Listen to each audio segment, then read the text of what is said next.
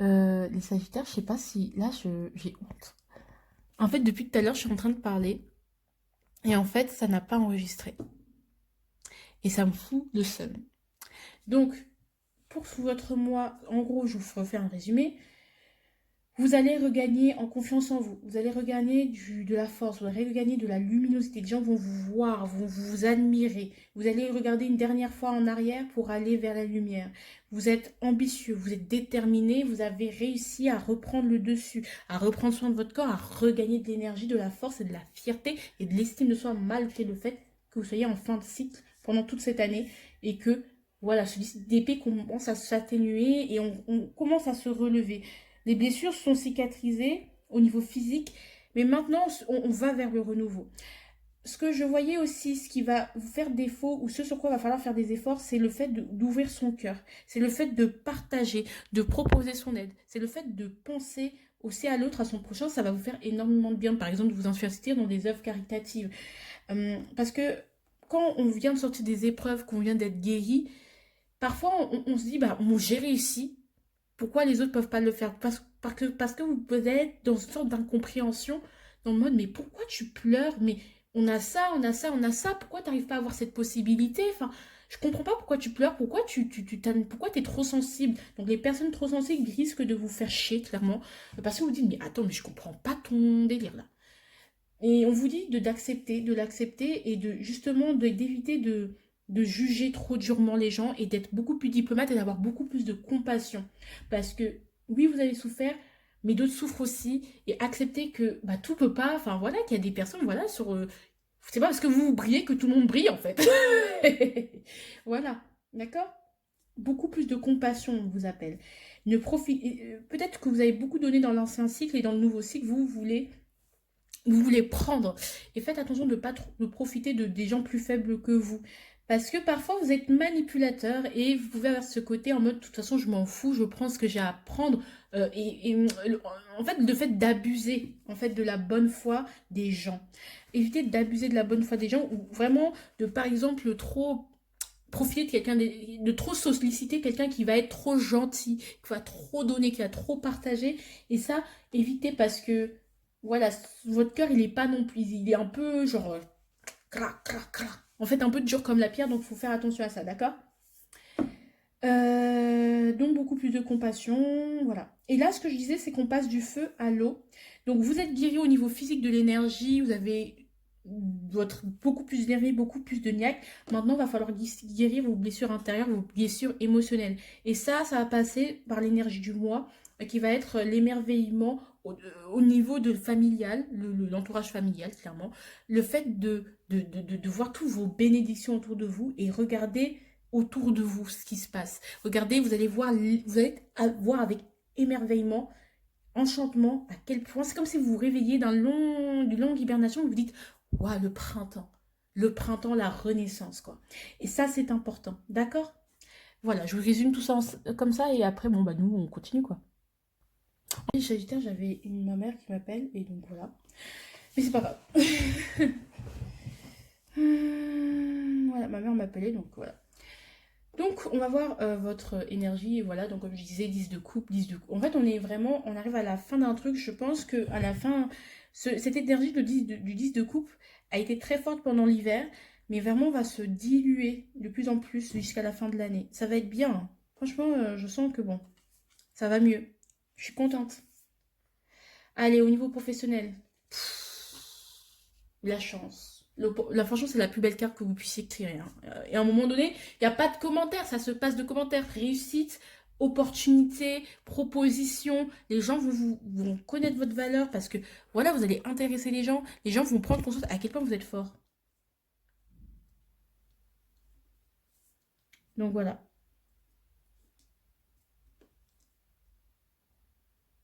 Et vous êtes fort. Et non, vraiment, ça va être un jardin d'Éden. Vous allez rentrer, ça va être vraiment le paradis pour vous. Vous allez tout réussir, vous allez tout faire et vous allez vraiment réussir à tout faire, quoi. C'est bien, c'est beau. Vraiment, c'est très, très, très, très beau. Donc, vraiment, opportunité à saisir. Bah, ça va clairement avec deux paires avec le 10 de coupe. Voilà. Au niveau relationnel, sentimental. Relationnel, familial. 6 de coupe. Ça va être vraiment, ça va être de la rigolade, beaucoup d'humour, beaucoup de joie, beaucoup genre de gaminerie, mais vraiment, vous voyez, ça va être vraiment comme si vous retombiez en enfance, ça va être la paix et la paix, et surtout ouais, la paix avec, comme si, voilà, vous alliez vous remémorer des souvenirs d'enfance, ça va être vraiment la paix, c'est comme une paix retrouvée. Ce que je ressens aussi, une tranquillité, et peut-être que vous allez même vous renouer avec des amis d'enfance, retrouver des amis d'enfance, ça va vous faire drôlement plaisir. Donc la joie, la paix, ouais, voilà, hein, que du bonheur. Voilà, là, il y a beaucoup de gens qui vont choisir le signe du Sagittaire, enfin, hein. Ça va être cool. Ah oui, ce que j'ai oublié de vous dire, c'est que à la fin, si la guidance ne vous parle pas, vous choisirez entre trois cartes et derrière cette carte se cachera le signe qui va vous parler le plus, d'accord? D'accord. Donc du coup voilà c'est toi donc vous restez vous allez vous reporter si ça vous parle pas allez vous reporter au timer et voilà quoi et vous verrez d'accord. 10 d'épée clairement ouais mais là vous sortez du 10 d'épée hein. Clairement oui vous sortez du 10 d'épée. Vous êtes mine de rien quand même fatigué hein. Vous pensez beaucoup vous coupez définitivement avec un ancien cycle. C'est comme vous voilà vous voyez cette dame elle regarde en arrière la dernière fois la ruine pour aller vers la lumière. Donc c'est un peu ça. On regarde, c'est comme si on déménageait, on fait et qu'on met tout dans le camion et que toute la pièce, les pièces sont vides. On se remémore les souvenirs qu'on a vécus, les bons, les mauvais moments.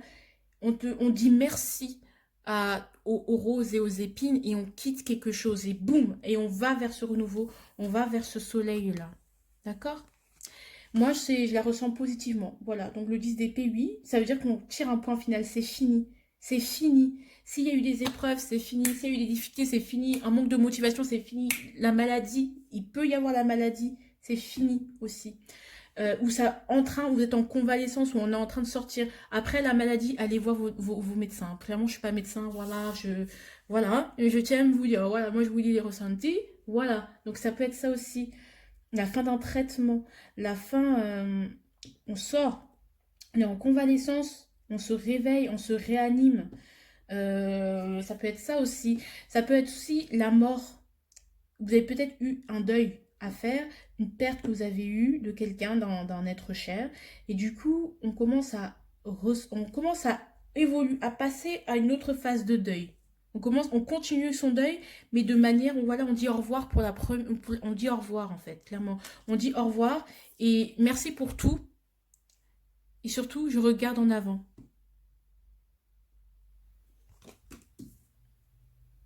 C'est beau. Vous êtes bien battu, c'est fini. Ça va aller. Les épreuves, c'est pour ça que je vous dis, ce 10 d'épée va se décanter. Le challenge, voilà.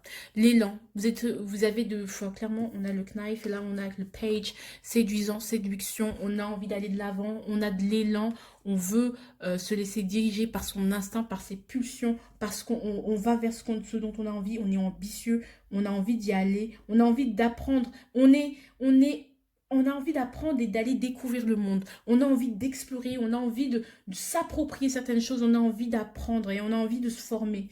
Donc, il y a au niveau de l'apprentissage, c'est ça en fait. Votre défi, et je pense pas qu'il va être relevé, c'est de réussir à prendre votre élan. C'est-à-dire que même si on est dans le 10 d'épée, on est en train de se réveiller petit à petit, hein, avec ces données énergie. On n'est pas totalement sorti du 10 d'épée, mais on commence à se dire, c'est fini, c'est maintenant ou jamais. Je sors, c'est fini, cette vie, cette ancienne vie, cette phase de ma vie, elle est terminée. Je tourne une page, je dis merci aux roses, merci aux épines, mais je me lance. Boum. Qu'est-ce qui va vous y aider? Le soleil. Ouah, l'harmonie, la rigolade, la légèreté. Et ce que je vois, c'est l'ambition, c'est le fait de briller, d'avoir envie de briller, cette force, cet orgueil, c'est le lion, avoir ce charisme, se dire, moi je suis quelqu'un de grand, de pur et de beau. Voilà. Et puis, vous voyez le petit enfant, même si je suis pas euh, hyper expérimentée, même si je suis pas hyper expérimentée dans ce que je fais, et ben je me lance. Même si je suis un enfant, bah je monte à cheval. Voilà. Tout nu en plus. Je m'en fous. Nique sa mère le blizzard. je sais pas, écoutez Fauve, Blizzard de Fauve, ça va vous parler. Ça va vous parler, ça est magnifique, les gars. Mouah, je vais vous mettre ça en barre d'infos, si j'oublie pas. Et voilà quoi. Allez, les opposants.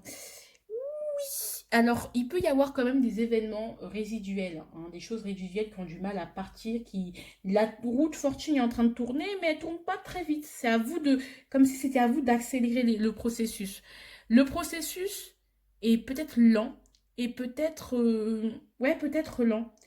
Et justement, il peut y avoir une sorte d'impatience et d'impulsivité. Et je pense qu'on vous dit quand même que même si le processus peut être lent, voilà, que ce réveil peut être lent, que c'est transitoire et que franchement profitez de la vie parce que vous allez réussir.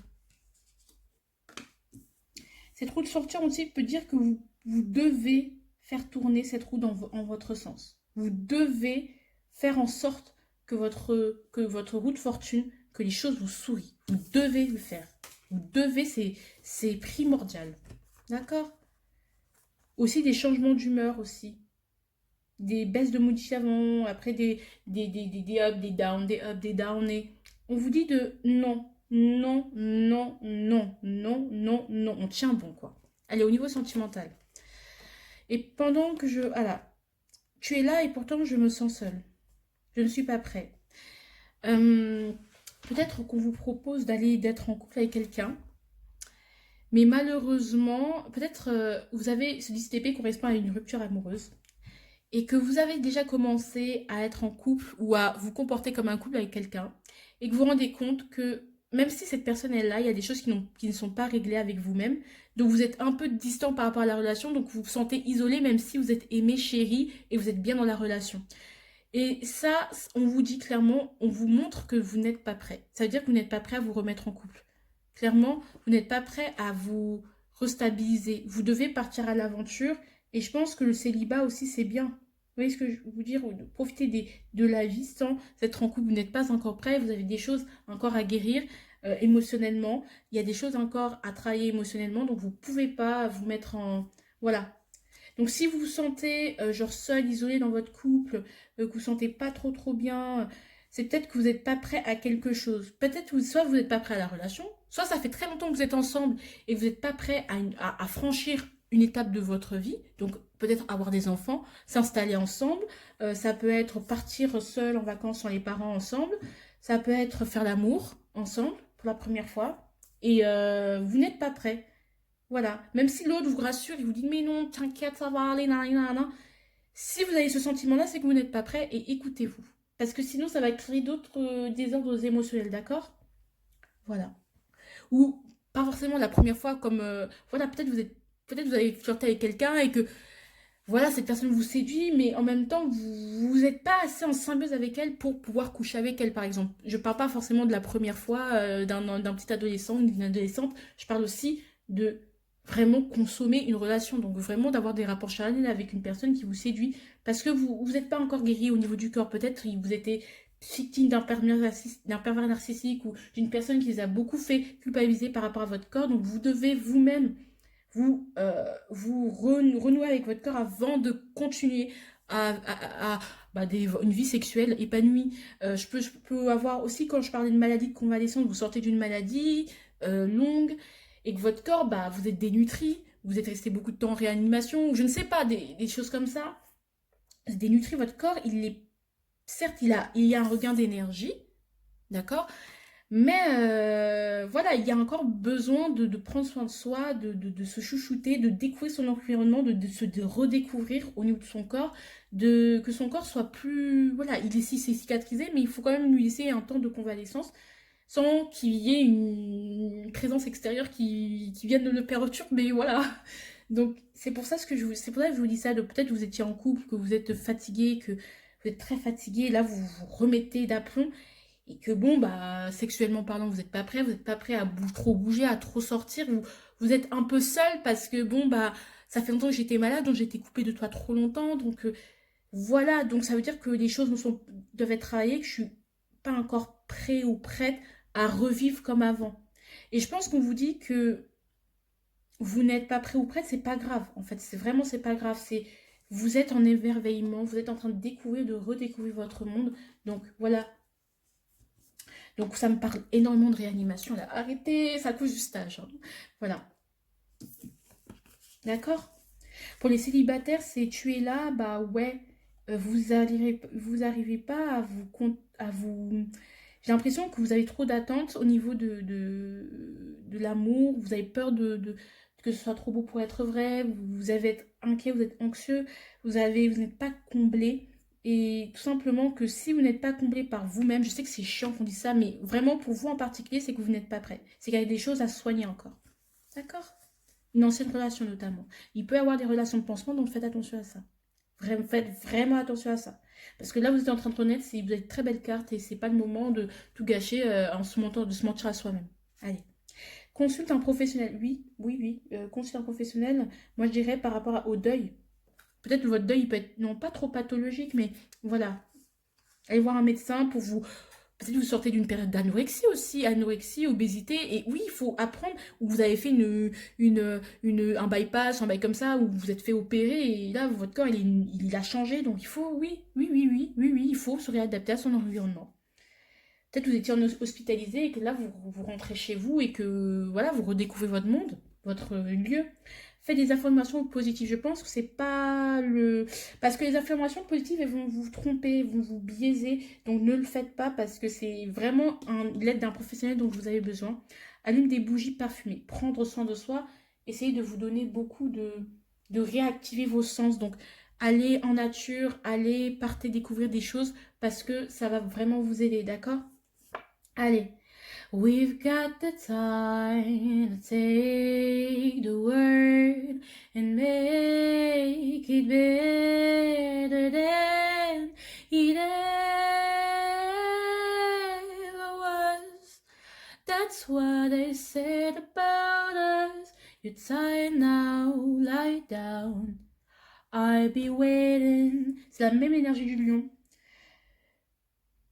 Si vous êtes fatigué, sachez que peut-être qu'il y a une personne avec qui vous êtes, et justement, qui peut-être vous vous culpabilisez de ne pas être trop dans son monde, de vous sentir seul malgré le fait qu'elle soit là, bah cette personne, sachez qu'elle comprend.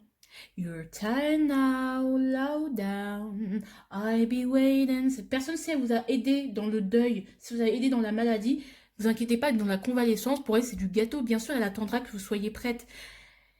Ouais, c'est ce que je ressens. Bah, la personne qui est en face de vous, même si vous vous sentez un peu apeuré, tout ça, effarouché, vous vous sentez coupable parce que vous avez l'impression que vous lui faites perdre son temps et tout, sachez que cette personne vous aime et elle vous dit j'attendrai, il n'y a pas de problème. Enfin, ok, je suis ok. C'est beau! Vous avez le temps, remettez-vous et vous verrez que prenez le temps de redécouvrir votre monde. Putain, c'est trop beau. Et vraiment, oh là là, c'est trop beau. Oh Dieu merci. Oh j'aime trop. Continuez comme ça les Sagittaires. Je vous adore, je vous aime, je vous en fais un plein d'amour. Pour ceux à qui ça ne parle pas, j'ai encore des petites cartes qui pourra compléter ou pourra mieux vous parler. Donc je vous retrouve tout de suite. Pour le reste, bon mois d'avril. Voilà. Coucou les Sagittaires, donc du coup vous avez choisi, si ça ne vous a pas parlé, vous avez besoin de plus d'informations quand même parce que vous dites mais c'est trop beau pour être vrai, des bails comme ça. 1, 2, 3, d'accord? 1, 2, 3. D'accord? 1, 2, 3. Donc vous avez 3 choix et vous allez choisir entre ces 3 choix, d'accord? Et du coup, prenez le temps de choisir votre carte. Derrière, il y aura le signe auquel vous pourrez vous reporter pour avoir un complément de réponse ou pour que ça vous parle tout simplement. Allez, on y va. Premier choix. Le taureau. Le scorpion. Waouh! Et là, il ne manquerait plus que ce soit le cancer. Le poisson. D'accord?